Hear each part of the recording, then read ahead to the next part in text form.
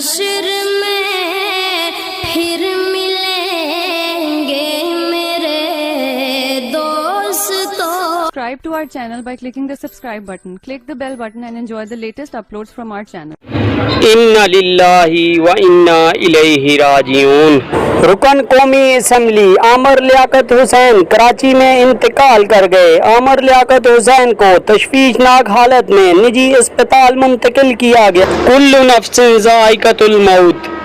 عامر لیاقت کے گھر پہنچنے والے رپورٹرز کی اطلاعات کے مطابق ان کے کمرے میں دھواں بھرا ہوا تھا. ان کو جب اسپتال لایا گیا تو ان کی ناک سے خون نکلا ہوا تھا. پوسٹ مارٹم اور کیمیکل ایگزامینیشن کے بعد پتہ چلے گا کہ ایسا کیوں ہوا.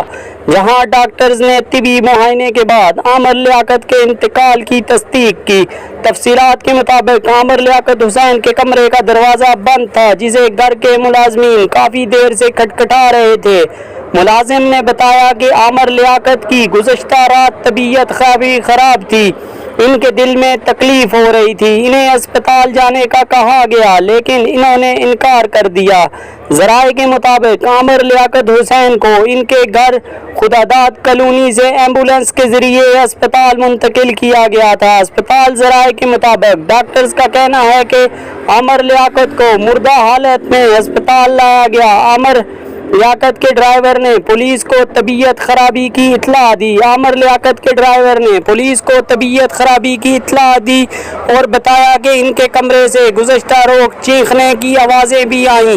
پولیس کے مطابق عامر لیاقت کی موت کی وجہ جاننے کے لیے ان کا پوسٹ مارٹم کرایا جائے گا جس کے بعد میت کو ورثاء کے حوالے کیا جائے گا.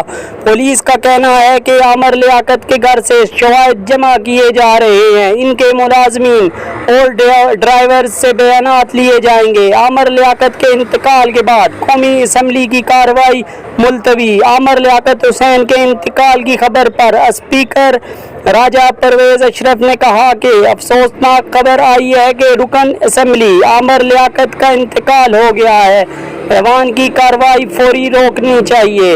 عامر لیاقت کے انتقال کے باعث قومی اسمبلی کا اجلاس کل شام 5 بجے تک ملتوی کر دیا گیا ہے. واضح رہے کہ عامر لیاقت حسین 5 جولائی 1971 میں پیدا ہوئے. وہ 2002 سے 2007 تک قومی اسمبلی کے ممبر رہے. عامر لیاقت حسین مشرف دور میں وزیر مملکت بھی رہے. 2018 میں وہ پی ٹی آئی کے ٹکٹ پر رکن قومی اسمبلی منتخب ہوئے. عامر لیاقت حسین پہلی بار ایم کیو ایم کے ٹکٹ پر رکن اسمبلی منتخب ہوئے تھے. عامر لیاقت حسین نے 3 شادیاں کی. پہلی شادی سیدہ بشرا اقبال، دوسری سیدہ طوبہ اور تیسری دانیہ سے کی.